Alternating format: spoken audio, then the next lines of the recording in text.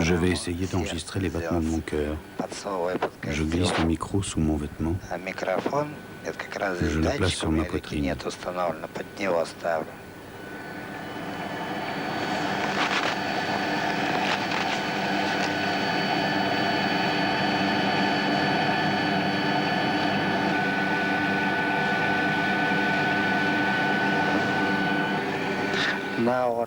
Sur la horte.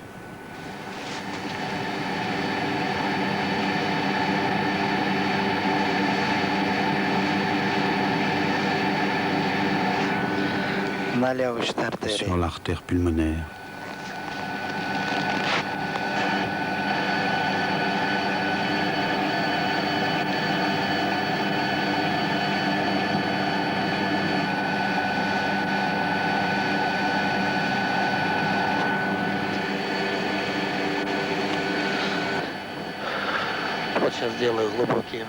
J'inspire profondément, j'expire, j'essaie d'analyser ma respiration.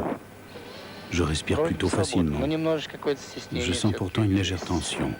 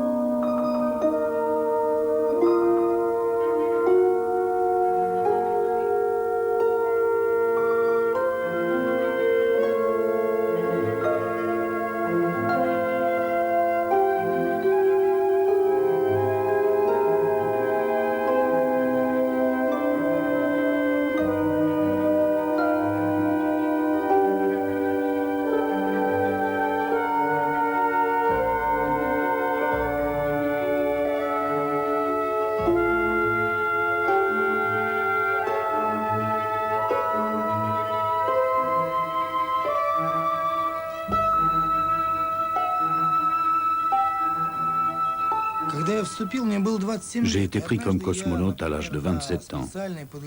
Un jour, au cours d'un entraînement spécial à la montagne, sur le glacier de Tien Shan, je me suis dit, je suis si jeune, serais-je jamais vieux? Quand réaliserai-je enfin mon rêve? J'étais très haut, tout près du ciel, et je me demandais, mais quand vais-je enfin voler dans l'espace? L'alpiniste qui essaie d'atteindre le haut d'un sommet ne sait pas toujours pourquoi il s'acharne avec une telle volonté. Sans doute il essaie de se surpasser, de vaincre ses peurs. S'il arrive au sommet, il se sentira vraiment un homme. S'il n'y parvient pas, tant pis, il aura essayé. L'important, c'est de triompher sur soi-même et d'éprouver des sensations que personne n'a jamais ressenties, car rares sont ceux qui peuvent vivre l'expérience d'un vol dans l'espace. J'ai voulu vivre cette expérience unique. Il me semblait que je pouvais accéder à quelque chose de nouveau, que j'étais seul à ressentir certaines impressions. C'était bien sûr totalement illusoire. Mais j'avais la certitude d'aller au-devant de découvertes. Je voulais connaître un sentiment d'absolu.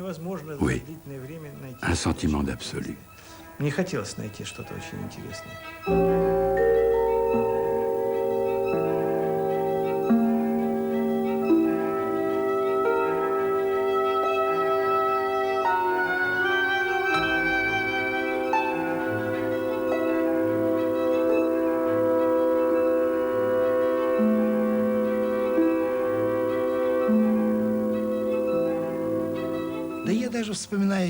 Je me rappelle ce moment-là. Je suis déjà dans le cockpit de la fusée prête à partir. Et j'ai pensé, mon Dieu, s'ils annulent le lancement, je me suicide. J'aurais eu trop honte de regarder les gens en face. J'avais consacré beaucoup de temps à cette aventure et il aurait été perdu, pour moi et pour les autres aussi. Tant d'argent investi par l'État pour aboutir à un échec. Pour moi, ça aurait été comme un orgasme interrompu. C'est peut-être vulgaire ce que je viens de dire, mais c'est comme ça.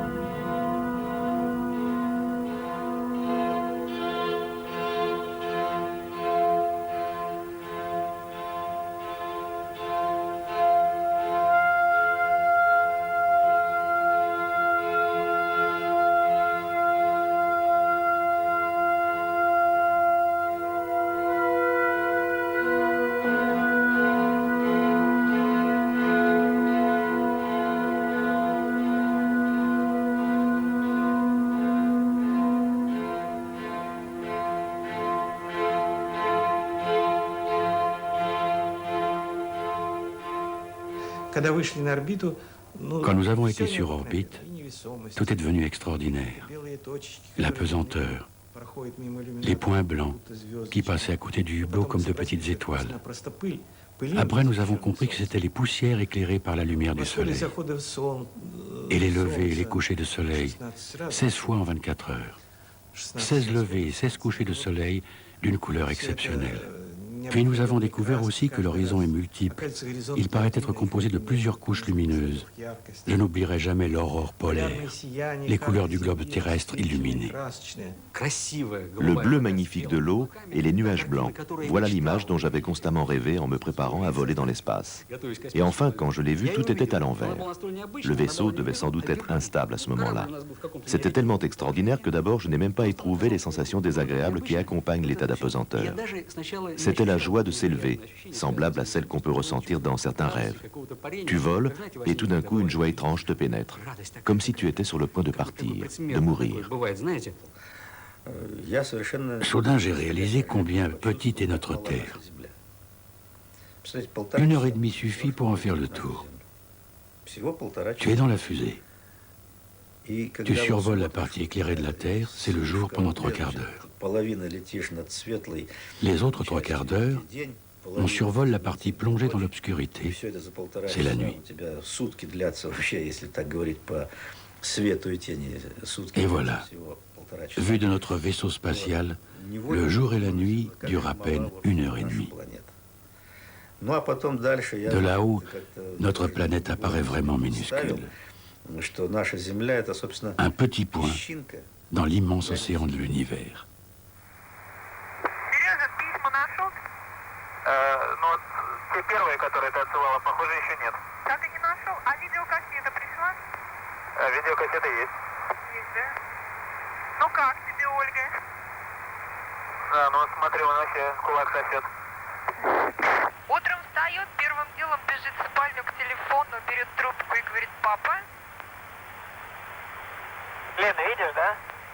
Я думаю, Сереже будет еще время тут выучить ее или почитать, или ознакомиться. О, очень интересно, конечно. Называется «Новый завет Господа нашего Иисуса Христа». От кого? Митрополит и такая красивая роспись. Вообще, конечно, мир перевернулся. Митрополит в космос отправляет Библию. Сереж, вообще у тебя возраст Христа, говорят. Видишь, на небесах сижу, как положено. Оля. Оля. Она тут папа кричала, но понимаешь, когда микрофон подносишь к ней, то она замолкает. Скажи что-нибудь. Не реагирует, Сереж. Возвращайся скорее, а то ребенок уже забыл напрочь. J'ai éteint la lumière de la station, je me suis approché du hublot et j'ai pris les jumelles. Je ne m'attendais pas à voir quelque chose de particulier. Je n'ai pas regardé la Terre, mais l'espace. Cette image m'a paralysé. L'espace n'est pas noir, mais gris. Il est gris à cause de la multitude d'étoiles. Les plus éloignées disparaissent petit à petit et se confondent dans une masse homogène. Sur ce fond, tu vois les grandes constellations, celles que l'on aperçoit de la Terre. Je me suis rendu compte que l'espace est composé d'une matière homogène. L'univers, c'est la matière qui remplit tout l'espace. Quand j'ai aperçu cette étoile, j'ai compris que pour l'atteindre, il faudrait des millénaires, qu'elle ne marquait pas la fin de notre univers, que celui-ci est un abîme et qu'on pourrait sans doute aller plus loin, toujours plus loin, jusqu'à l'infini. C'était bouleversant. J'en avais des frissons dans le dos et des bouffées de chaleur.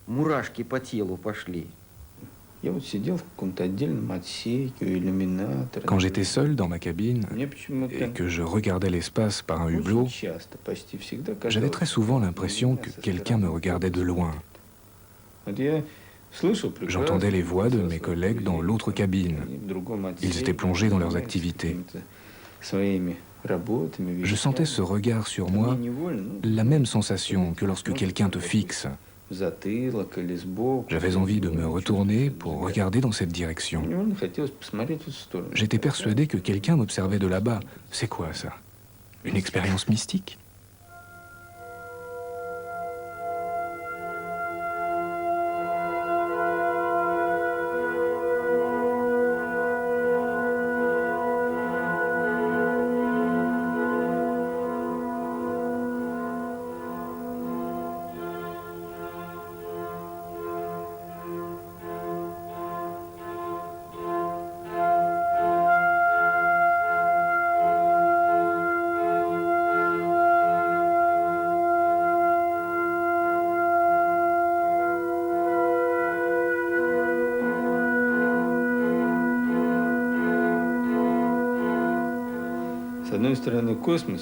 D'un côté, nous avons affaire à l'infini de l'univers.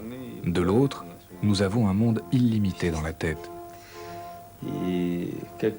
Comme nous n'arriverons jamais à nous connaître nous-mêmes, nous ne réussirons pas non plus à appréhender tout l'univers. Je ne l'ai compris qu'après mon séjour dans l'espace. Plus on a de réponses, plus on se pose de questions. Plus on sait de choses sur l'univers, plus on a des doutes sur cet espace infini qui se gouverne selon ses propres lois.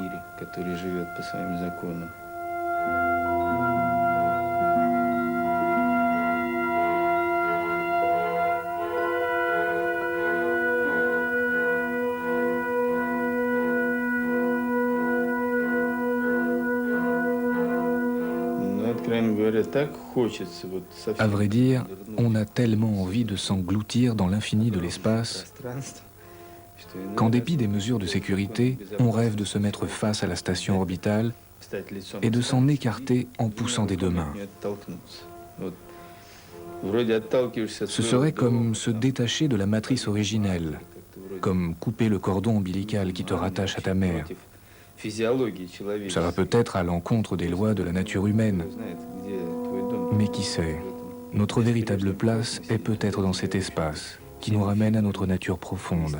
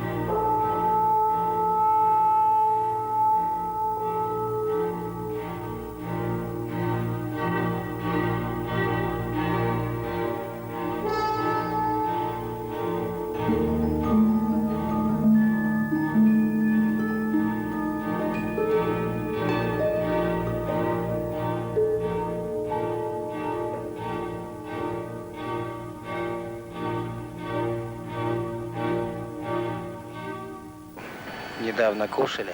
Nous avons fini le repas. Отметил вот так вот, ну и сам у себя, и попросил. J'observais que mes compagnons et moi émettions des gaz aux odeurs désagréables.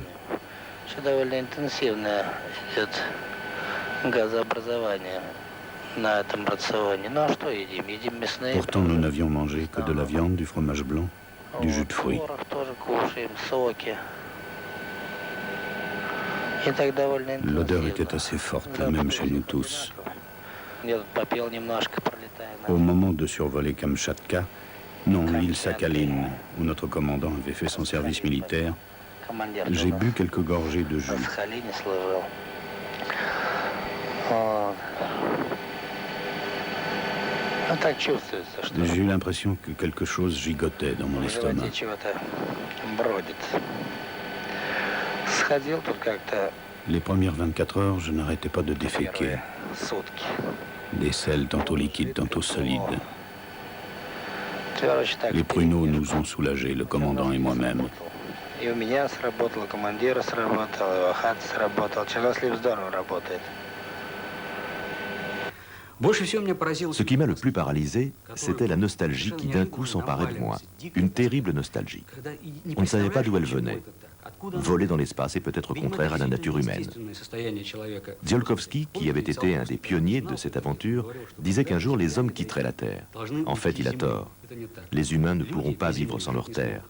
Même s'ils créaient des machines extraordinaires, même s'ils partaient pour d'autres planètes, l'homme ne pourra jamais oublier la Terre. La mélancolie te submerge. Une terrible nostalgie. On ne sait plus quoi faire alors. La seule solution, c'est de trouver une occupation, un travail. Avions-nous toujours un travail de prévu? Quand je n'avais rien au programme, j'allais aux toilettes et je me mettais à pomper l'eau. C'était toujours utile. Et en 5 minutes, je commençais à siffloter. En fait, je m'étais distrait et j'avais oublié cette nostalgie. Aujourd'hui, j'ai commencé l'expérience M103K, qui consiste à recueillir mes urines durant 24 heures. Comment la décrire? L'élastique du récipient à urine est mal ajusté, trop serré, et exerce une pression terrible sur le sexe. Hier soir, j'ai vidé le récipient de son air. Je l'ai bourré de serviettes de table, espérant que si je le laissais ainsi toute la nuit, l'élastique se détendrait. Ça n'a pas marché. Résultat, j'ai envie d'uriner. Mais je n'y arrive pas. C'est très douloureux. La seule solution, tendre fortement les muscles du bas-ventre et lutter contre la douleur en serrant les dents.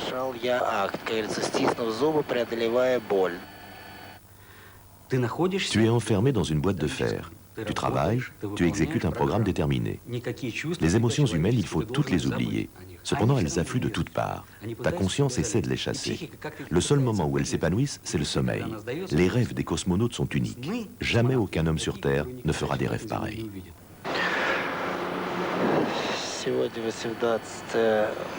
18 mars, la seconde nuit de l'expérience M18 Sommeil vient de finir.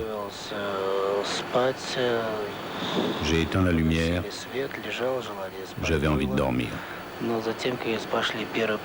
Mais dès que les premiers signes du sommeil sont apparus, une secousse intérieure m'a éveillé et je suis resté longtemps là, sans pouvoir m'endormir. Qu'est-ce qui m'en empêchait? J'avais chaud, je transpirais. Mon bonnet me gênait. La sueur me coulait dans le cou. J'étais sans doute à une étape du vol où le sommeil devient léger, fuyant. Je réagissais au moindre bruit. Il m'arrivait de me réveiller à cause d'un objet qui, s'étant détaché de sa place habituelle, restait suspendu au-dessus de ma tête.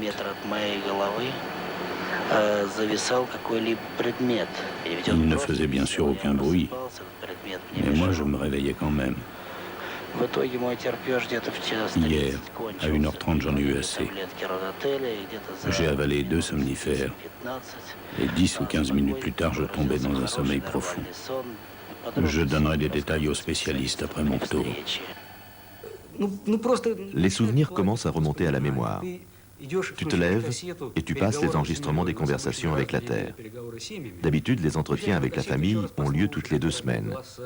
Tu passes la cassette et tu écoutes les voix de tes proches. Puis tu la repasses encore une fois. Tu essaies de chasser de la tête tous les souvenirs, en sachant que tu dois les combattre, tout comme au front. Il y a une chanson de soldat qui dit « Dans la nuit profonde, rien que les sifflements des balles dans la steppe ». Voilà les sentiments de l'homme au front, loin de sa famille. Il ignore ce qui l'attend. Cependant, il surmonte sa faiblesse. Ici, ton état psychique est fragile, pareil à celui du combattant. Le 3e mois touche à sa fin. La peau de mes pieds se desquame et part en lambeaux. Quand j'ôte mes chaussettes, il faut vite nettoyer tout ça avec l'aspirateur, sinon ça flotte en l'air. Et c'est très désagréable. Les gars disent qu'au bout de 6 mois, les couches supérieures de l'épiderme se sont complètement détachées des pieds. Et qu'on a une peau de bébé, si l'on peut dire ça d'un homme de 46 ans.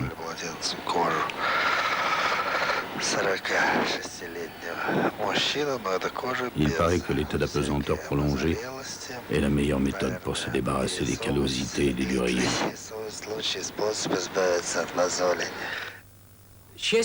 Le bonheur est une émotion très forte. Les émotions fortes sont défendues, surtout durant les longs vols dans l'espace. Il faut les éviter. Il faut savoir les étouffer. Le bonheur n'est permis qu'après l'atterrissage. Alors là, c'est le bonheur. En bas, tu peux faire tout ce que tu veux. Être heureux, pleurer, rire. Dans l'espace, on doit vaincre les émotions vives comme la joie ou l'amertume. Et pourtant, quand des nouvelles douloureuses leur parviennent de la Terre, les cosmonautes doivent savoir contrôler leurs émotions.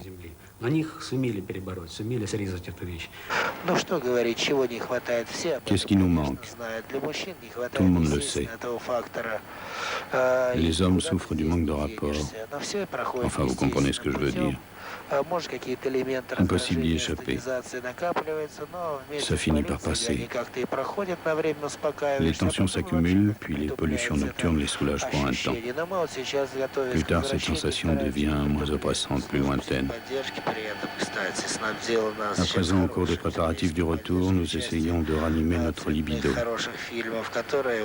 Le service d'hygiène mentale nous envoie de bons films en couleur qui stimulent notre désir. Il n'y a pas de quoi avoir honte. Nous sommes des hommes. Chacun a une famille, une femme. Certains pensent à assurer leur descendance. C'est un problème, il n'y a pas de doute.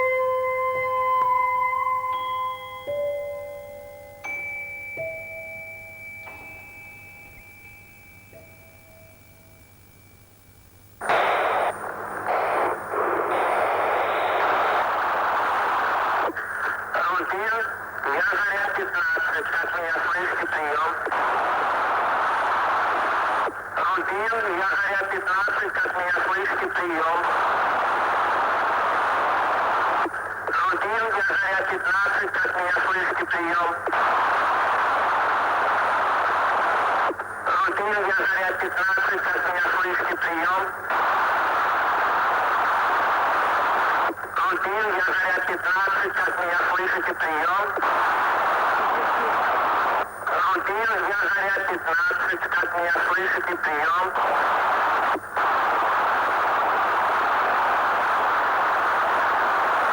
Рутин, как меня слышите, прием.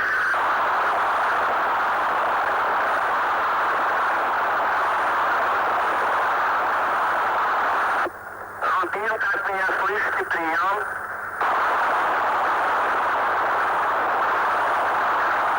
Рутин, я Заря 15, как меня слышите, прием.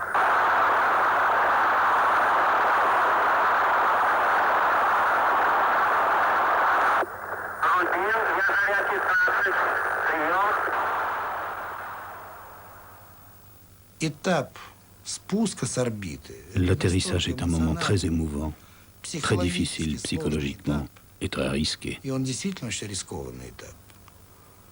Но уже Tu commences à penser à la vie terrestre et tu te dis, si tout se passe bien, quel sera ton premier acte? Что ты сделаешь в первую очередь? Я, например, курильщик. Moi j'étais fumeur. Но в полете бросил так бросил. Durant le vol, j'ai arrêté de fumer et en apparence, je n'étais Не plus талкивали tenté. в полете. Нет Là-haut, il женщин n'y a в pas полете. d'alcool, pas de femme. Но ты постоянно Mais toi, tu n'arrêtes pas de penser à думаешь tes о proches, семье, о своих à ta близких, famille, о à ta жене. femme. И ты же мужчина. Tu es un homme, en fin de compte, et le corps a ses désirs. И вот думаешь, если все Et tu te dis, et si tout se passe bien, j'aurai envie de fumer, si tout se passe bien. появляется желание выкурить сигарету, если все обойдется. De boire un verre de vin, de cognac, de vodka, si tout se passe bien. Вина, коньяка, водки, в конце концов. Неважно, если все обойдется. То думаешь, дай Бог. Et tu supplies, И Dieu как fait que приятно, tout когда réussisse. все это получается после приземления. Весна. Si l'atterrissage se passe bien, alors tout est magnifique. Маленькие тюльпанчики Le вылезли из printemps, земли. la steppe en pleine floraison avec les petites tulipes surgissant de la А terre. до этого ты уже вырвал из рук Le своего troisième jour, on te товарища, laisse enfin своего друга, rencontrer ta который femme. встречает. Et avant, juste après avoir atterri, tu arraches une cigarette de la bouche d'un collègue qui t'attendait. Et c'est la meilleure des cigarettes. Маленькая такая Et tu demandes un verre de cognac, un tout petit verre. Это продукт земли и C'est солнца. un produit de la terre et du А soleil. дальше встреча с родными и Et puis c'est близкими. la rencontre avec la famille et les proches. Слезы. Tout particulièrement avec ton épouse. Tu as les larmes aux yeux. Mais maintenant, en vous racontant tout ça, j'en ai la gorge serrée. Ce sont là les sensations et les émotions les plus humaines du monde. Mais nous devions, je crois, parler de la mort, de la peur devant la mort. О страхе смерти.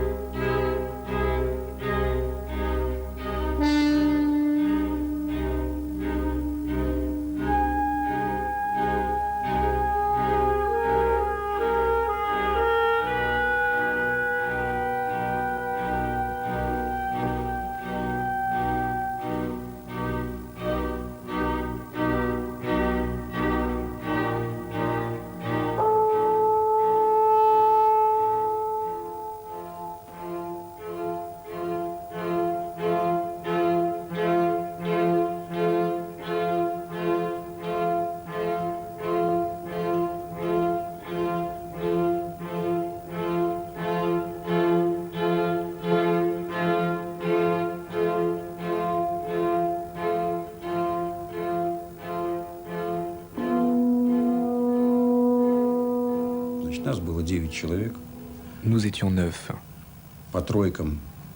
On nous a divisés en 3 groupes. Chaque groupe a été soumis à un genre différent d'anesthésie. L'anesthésion qu'on m'avait administrée insensibilisait contre la douleur sans exclure le fonctionnement de la conscience. Encore aujourd'hui, je me souviens de tout ce qu'on me faisait. Parfois, je perdais connaissance. C'était comme si je m'éloignais vers l'au-delà.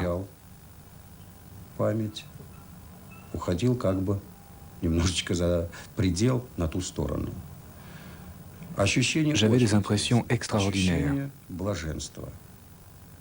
Une sensation de béatitude m'enveloppait. Je voyais des couleurs très vives, mais pas d'obscurité ni de tunnel. J'atteignais l'état de béatitude totale. Et chaque fois que je reprenais connaissance, je pensais, une fois de plus, ils t'ont fait faire demi-tour afin que tu souffres à nouveau le martyre.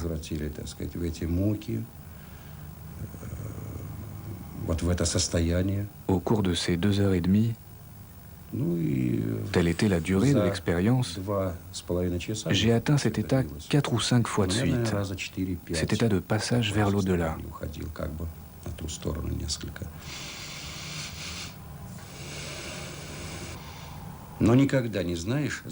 Tu ne peux jamais savoir, et aucun médecin ne te le dira jamais, quel sera le résultat de l'expérience.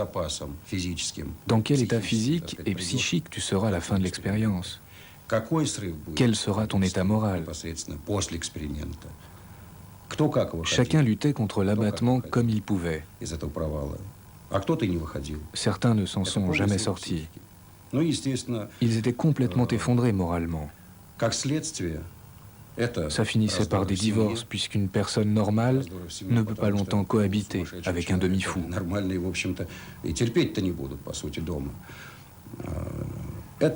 Ça se terminait aussi par l'alcoolisme. Chacun réagissait à sa manière. Chacun essayait de s'en sortir par ses propres moyens. Nombreux sont ceux qui n'ont jamais pu surmonter cette dépression. Les médecins qui faisaient des expériences sur nous auraient dû s'intéresser à notre santé. Mais ils ne nous ont jamais aidés. Officiellement, c'était interdit. Le moindre soupçon, le mécontentement d'un médecin, la menace de ne pas tenir le coup, bref, un rien suffisait pour être radié du groupe. Ce n'était jamais à cause de ton état de santé. On te disait juste que tu étais inapte.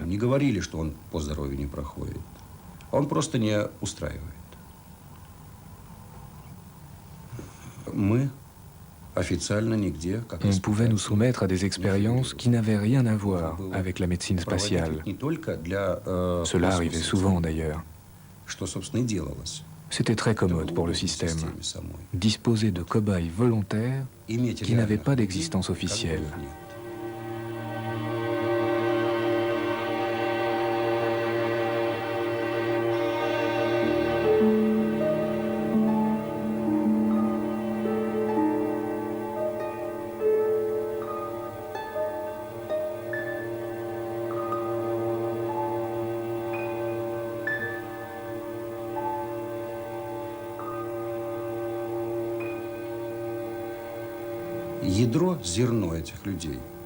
Ce qui unissait sans doute ces volontaires, c'était l'amour de l'aviation, la fascination du ciel.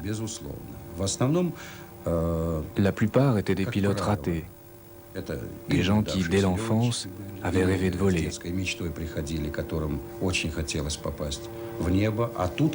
C'était un substitut, mais c'était de l'astronautique quand même.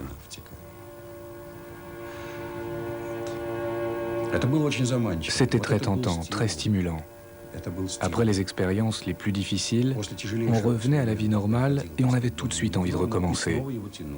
C'était une lutte permanente pour se prouver à soi-même qu'on était à la hauteur. À chaque expérience, je croyais être à bout de force, au point de tout abandonner, d'arrêter tout cela. Mais non, je tenais jusqu'à la fin. Jusqu'à la fin.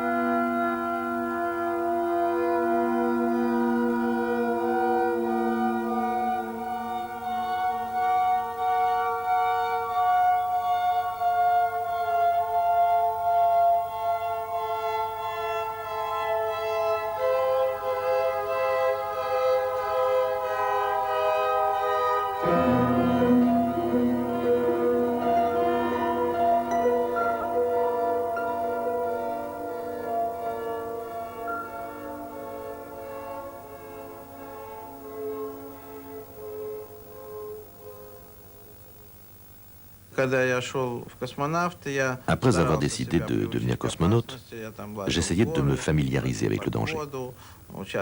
Je faisais de l'alpinisme, de la plongée sous-marine. Je prenais part aux épreuves d'aviation et de parachutisme. Je me croyais capable d'affronter la mort sans perdre mon sang-froid. Mais en fait, j'avais tort. C'était terrible. J'ai beaucoup transpiré. Je suffoquais comme un chien. La peur me paralysait, m'empêchait de penser, de bouger, de faire quoi que ce soit. J'ai éprouvé une peur glaçante lorsque j'ai compris qu'il me restait tout au plus 5 minutes à vivre avant que le vaisseau ne s'écrase contre le sol, comme lors de l'accident où Komarov avait trouvé la mort.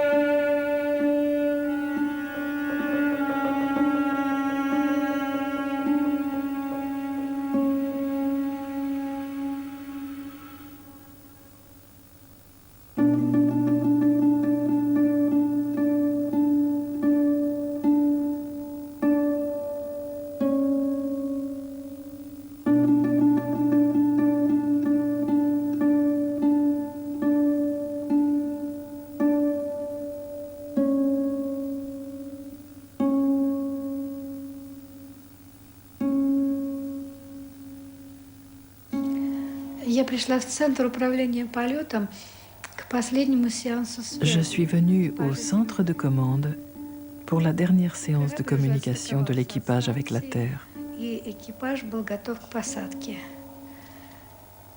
Le vaisseau s'était déjà séparé de la station et l'équipage était prêt à atterrir.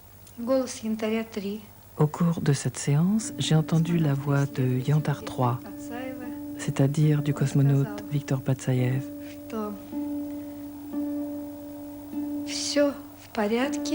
Il a dit « Tout va bien.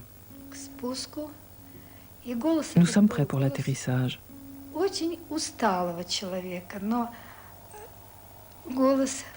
Sa voix laissait deviner une profonde fatigue, bien que ce soit la voix d'un homme heureux qui avait accompli le gros de son travail. Il était prêt à regagner la Terre. Il se sentait joyeux d'avoir accompli une tâche si difficile.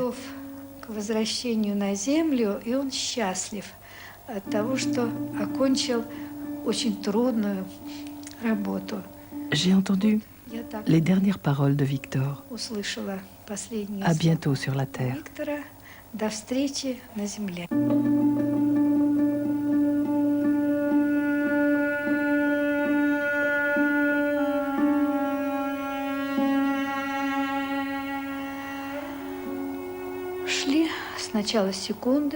D'abord les secondes, puis les minutes passaient. Enfin, l'opérateur a annoncé par les haut-parleurs que le service de sauvetage qui était dans les avions et les hélicoptères voyait le parachute s'ouvrir au-dessus de l'appareil en train d'atterrir et qu'il contrôlait la situation.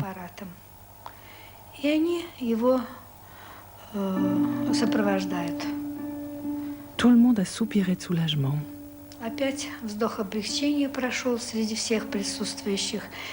Pourtant, nous étions inquiets que l'équipage ne réponde toujours pas aux appels de la Terre.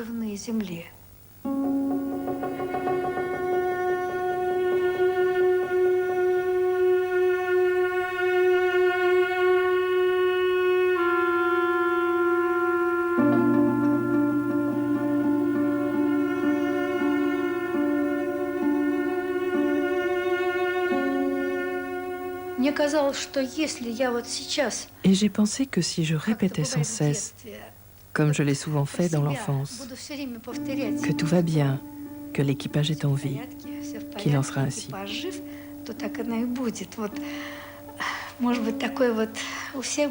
Chacun a vécu une telle situation où il a souhaité très fort que quelque chose se réalise. Et j'espérais que si je priais et répétais ce souhait à l'infini, qu'il se réaliserait sûrement.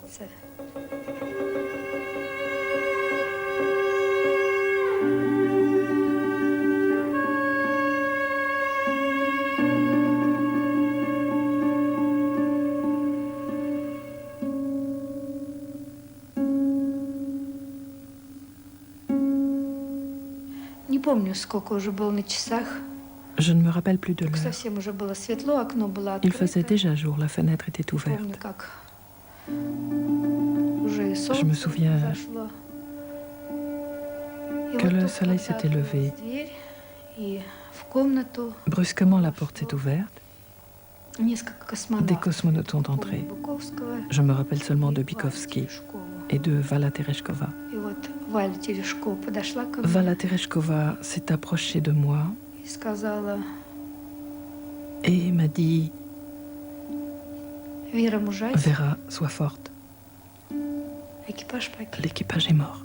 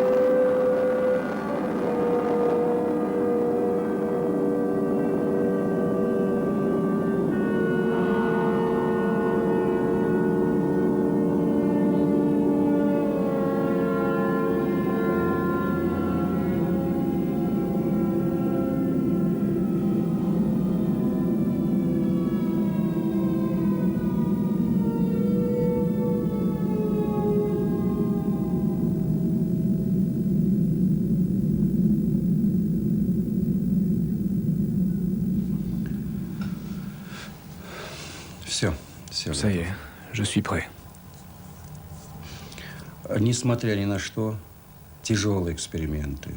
Malgré tout ce que j'ai subi, malgré les expériences difficiles, la fatigue, les crises nerveuses, je continue de penser que cette période-là était très stimulante.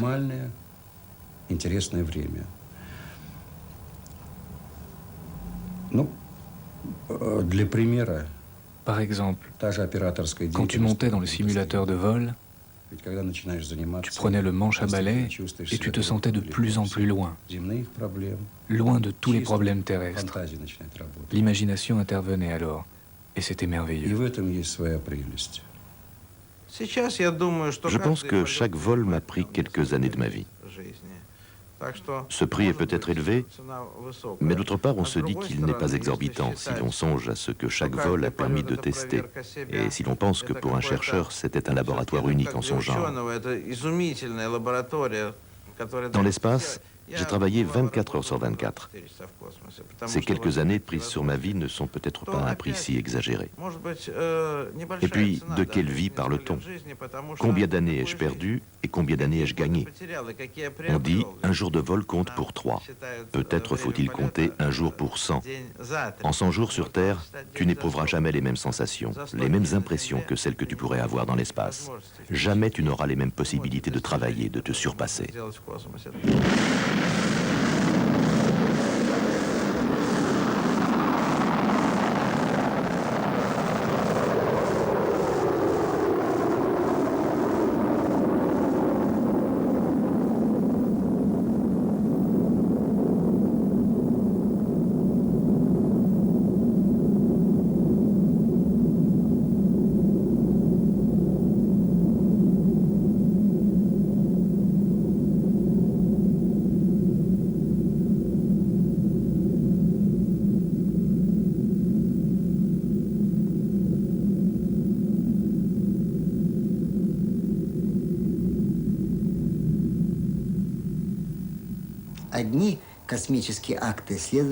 Les vols se sont succédés avec des intervalles très brefs.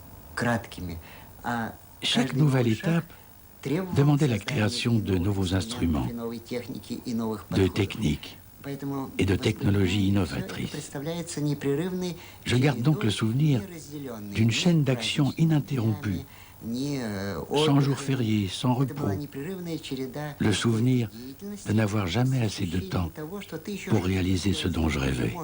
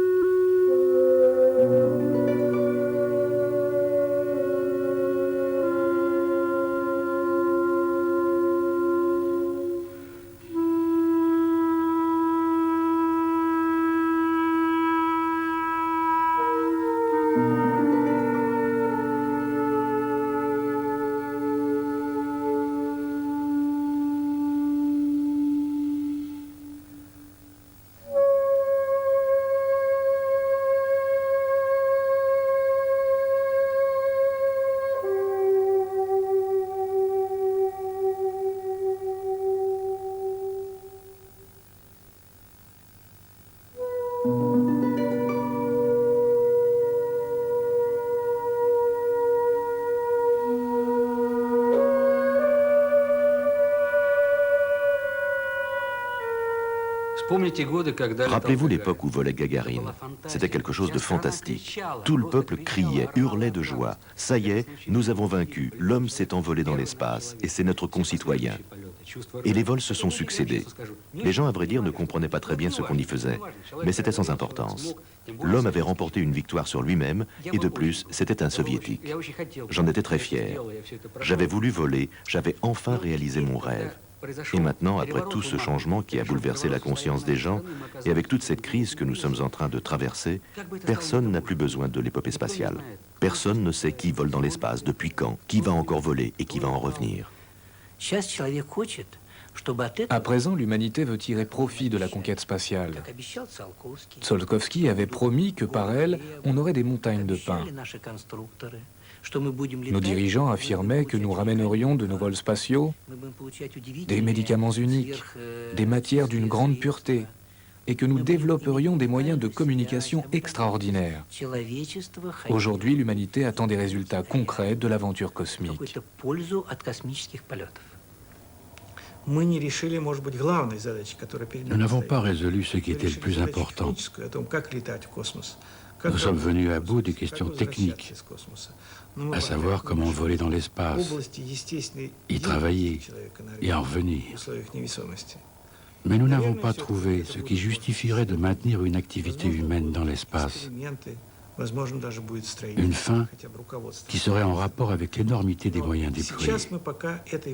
Nous n'avons toujours pas trouvé d'explication à notre aventure. Et je vis cela comme un échec personnel. Не переживай. Ну, а что делать, Саш, господи? Надо жить как-то, надо приспосабливаться. А остальное здоровье должно быть. И все будет. Верно.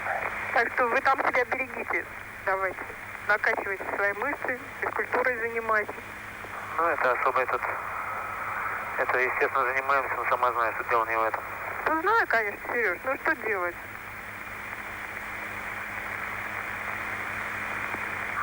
Уже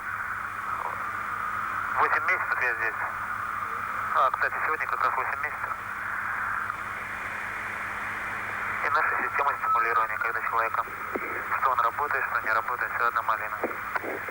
Ну, Сереж, я тебе хочу сказать, что сейчас у нас такое творится, что, по-моему, уже никого никто не стимулирует. Знаешь, то есть сейчас, я говорю, ребят, вам трудно понять даже, что здесь происходит у нас. Да. Так вот, и все говорят, что никогда не думали, что доживем до такого времени. И главное, что это еще не предел. Ну вот это самое интересное, где же предел? Ну, не знаю. Трудно сказать, где предел, но то, что это не предел, это точно. Так вот.